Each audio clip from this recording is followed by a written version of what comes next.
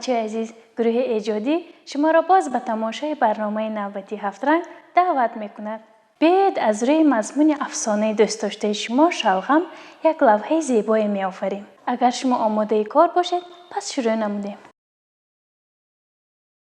تصویرمان را از رسم قهرمان افسانه موی سفید شروع میکنیم و اول ساختی کلاش رو تصویر کرده این گونه. اکنون قسمی موی سرش را نیز نشان میدهیم. اکنون چهرهش را پوره کرده قسمی بالای سرش را نیز اشاره میکنیم. اکنون میگذاریم به تصویر قسم های چهرهش. اول ابروانش را به نظر نمایان کرده ابروی دیگرش را نیز تصویر میکنیم. اکنون بینیش را نیز این گونه با این طرز اشاره کرده چشمانش را اشاره میکنیم. چشمانش را پوره کرده قسم های درونش را نیز تصویر میکنیم. اکنون بینیش را نیز این گونه به نظر نمایان کرده اکنون ریش و بروتش را نیز تصویر خواهیم کرد. این گونه پوره کرده لبانش را مایل به تبسم تصویر میکنیم. این گونه قسم پایانی چهرهش را نیز پوره کرده گوشش را نیز پوره میکنیم. اکنون میگذاریم به تصویر دیگر قسم های بدنی موی سفید شلغم کش. آهسته آهسته تصویرمان را پوره میکنیم و اکنون دستان موی سفید را تصویر میکنیم. این دستش را پوره کرده آستینش را نیز به نظر نمایان میکنیم و بدنش را اشاره کرده دستی دویمش را نیز تصویر میکنیم. دستش را تصویر کرده پنجه هایش را نیز اشاره میکنیم. اینگونه پوره کرده دیگر پنجه هایش را نیز به نظر نمایان میکنیم. دستش را پوره میکنیم. اکنون میگذاریم و دیگر قسم های بدنش. اینجا نیز اشاره کرده لباسش را نیز تصویر میکنیم. اینگونه با این اشاره ها آرا داده اکنون پای هایش را نیز تصویر خواهیم کرد. بچه عزیز باید اکنون یک جایه پای های موی سفید را تصویر میکنیم. از این نقطه شروع کرده پای هایش را تصویر میکنیم و اکنون پای افزایش را نیز به نظر نمایان میکنیم. این پای افزایش را با این طرز تصویر کرده اکنون پای دویمش را نیز اشاره میکنیم. این را نیز یک قسمی پای افزایش را به نظر نمایان میکنیم.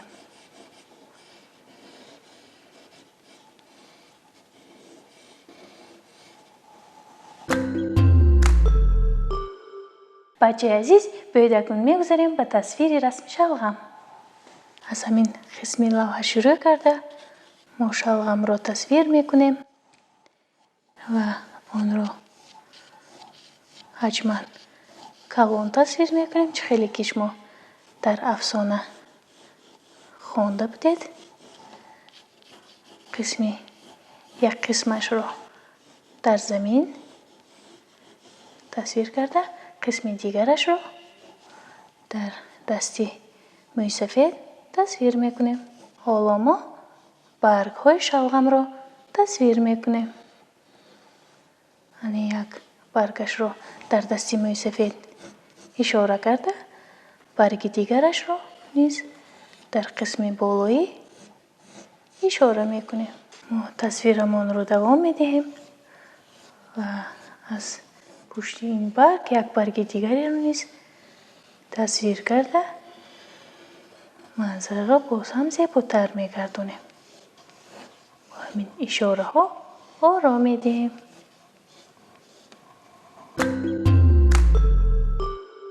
بچه عزیز، باید با تصویر درختان محیط اطراف منظره را پوره میکنیم. از همین نقطه لوحه شروع کرده ما اول زمین را اشاره میکنیم و پس از آن میگذاریم به تصویر درختان. اینگونه یک چند شاخه درخت ها را تصویر کرده منظره را باز هم زیباتر میگردونیم. اینگونه یک دو شاخه دیگر منظره ما را باز هم پوره میکنه.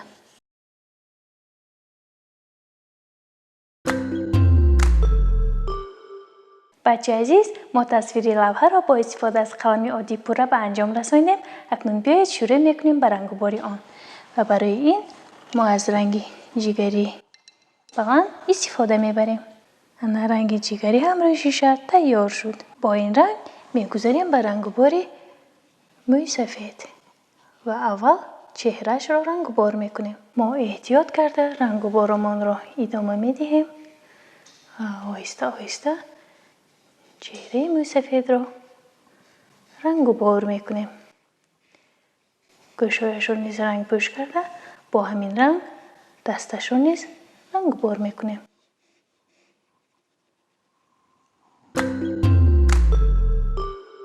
اکنون برای رنگ‌وباری لباس موی سفید ما روی شیشه رنگ سرخ را آماده می‌نماییم. رنگ سرخ هم روی شیشه تیار کرده شد. با این رنگ ما لباس موی سفید را رنگ‌وبار میکنیم. آهسته آهسته کارمان را دوام میدیم و با این رنگ آستین لباس موی سفید را رنگ‌وبار کرده آهسته آهسته میگذاریم به قسم‌های دیگر. آهسته و نازکانه قفس سینه‌اش را رنگ‌وبار کرده و با همین میگذاریم به قسم‌های دیگر. انا ما رنگ‌وباری رسمی پیراهن را قریب که به انجام میرسانیم. اکنون ما با استفاده از رنگ سیاه و موی قلم مهین چهره موی سفید را پوره میکنیم. ما اول موی قلم مهین را انتخاب کرده رنگ سیاه را آماده مینماییم و میگذاریم به رنگ‌وبار. قسم درونی چشمش را نازکانه رنگ‌وبار کرده اینگونه اکنون گرد و اطراف چشمش را نیز اشاره میکنیم. همینگونه حالا میگذاریم به چشم دیگرش و این را نیز نازکانه رنگ‌وبار میکنیم و با همین آهسته آهسته ابروانش را به نظر نمایان میکنیم.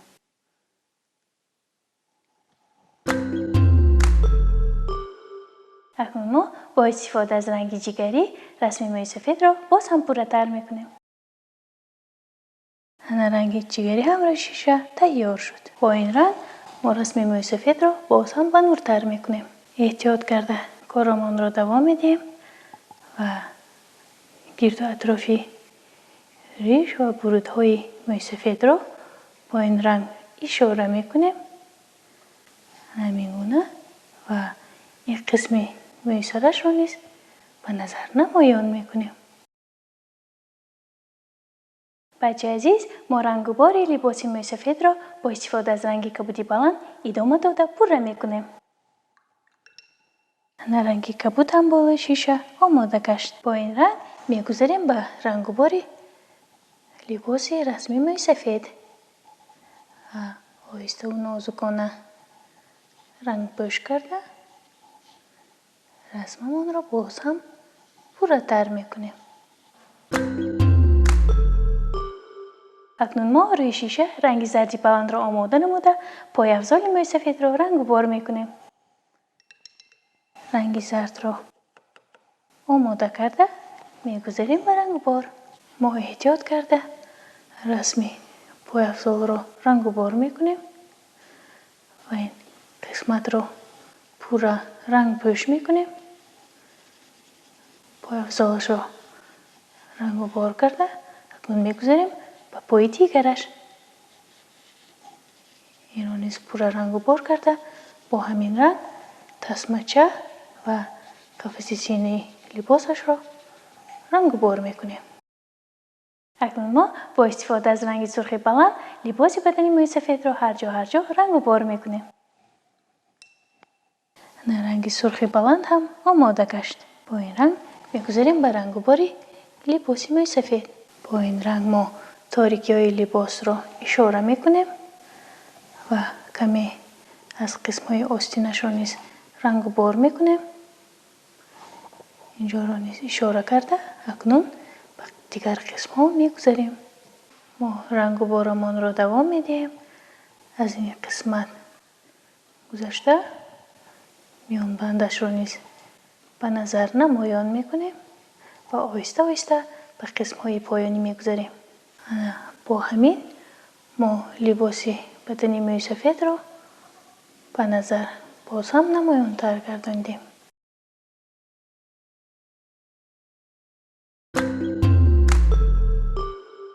اکنون ما با استفاده از رنگ جگری پست پایافزال موی سفید را به نظر نمایان میکنیم. رنگ جگری پست را آماده نموده میگذاریم به رنگ و بار. ما کارمان را دوام میدیم و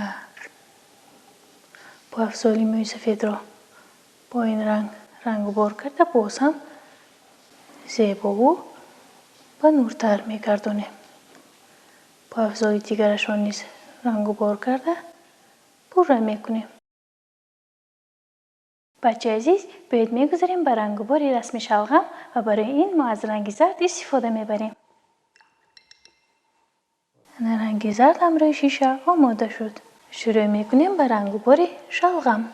بعضی از قسم های شلغم را سفید باقی گذاشته قسم های مابینش را با رنگ زرد رنگ پوش میکنیم.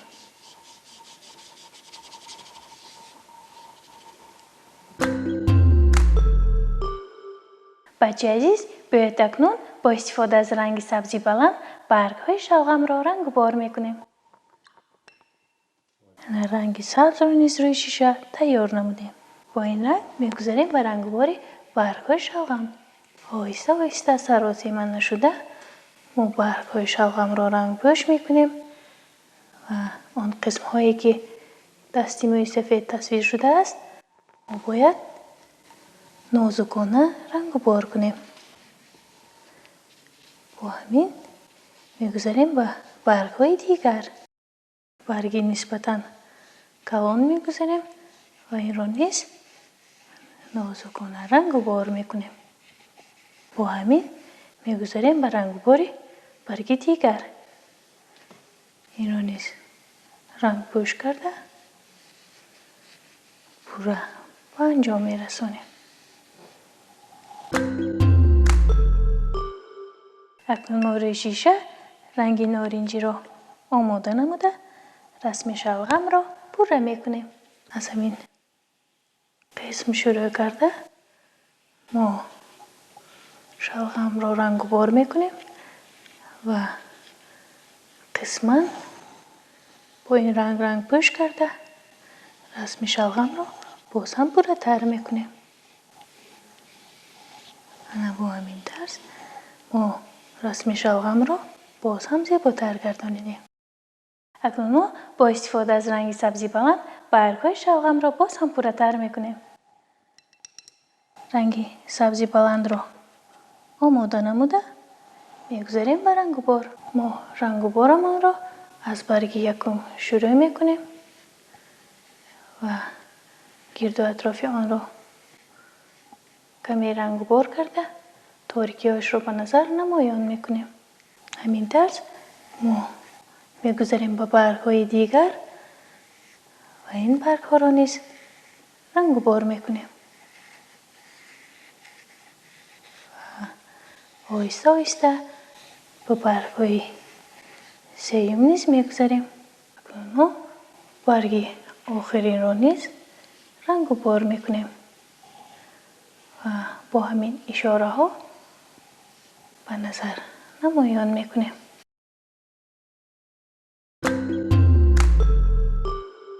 اکنون روی شیشه رنگ جگری بلند را آماده نموده زیر پای مای سفید را رنگ و بار میکنیم. رنگ جگری را آماده کرده میگذاریم به رنگ و بار. کارمان را از همین نقطه شروع نمودیم و آهسته آهسته نازکانه زیر پای موی سفید را با این رنگ پوش میکنیم. همین طرز رنگ و بارمان را دوام میدهیم. با رنگ جگری زیر پای موی سفید پورا رنگ و بار گردید.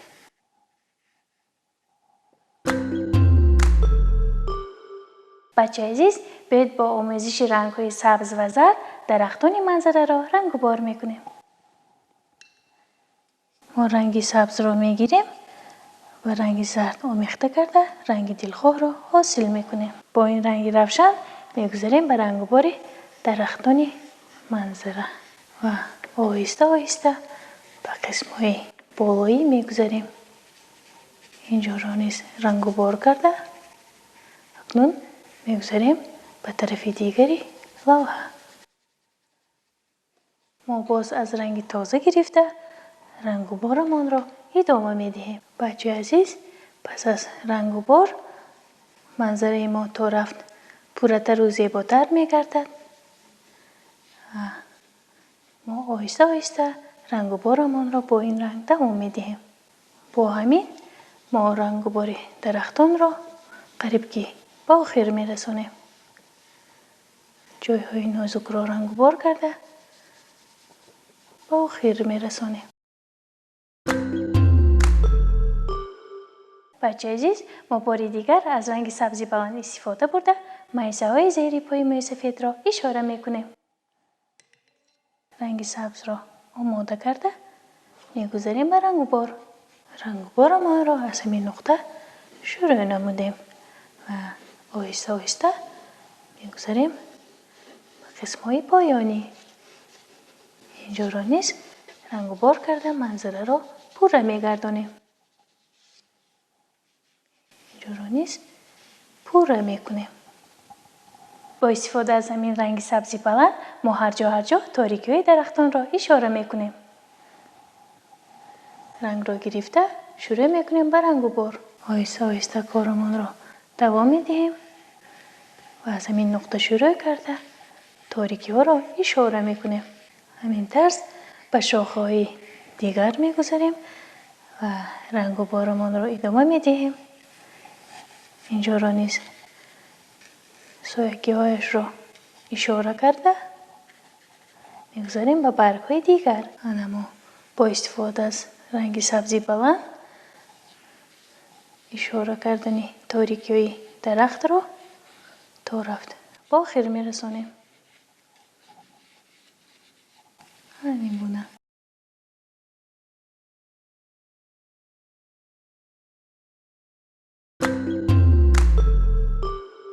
اکنون ما روی شیشه رنگ زرد را آماده نموده آفتاب منظره را رنگ و بار میکنیم.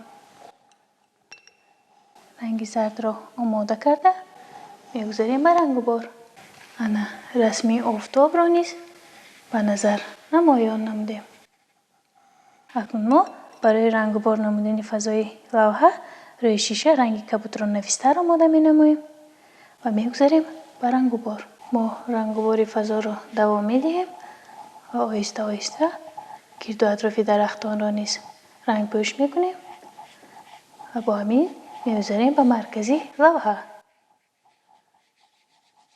از مرکزی لوحه آهسته آهسته میگذاریم به قسم دیگری آن و اینجا را نیز نازکانه رنگ و بار میکنیم. ما باز از رنگ تازه گرفته رنگوارمان را ادامه میدهیم. فضای منظره ما پورا رنگ پوش کرده شد.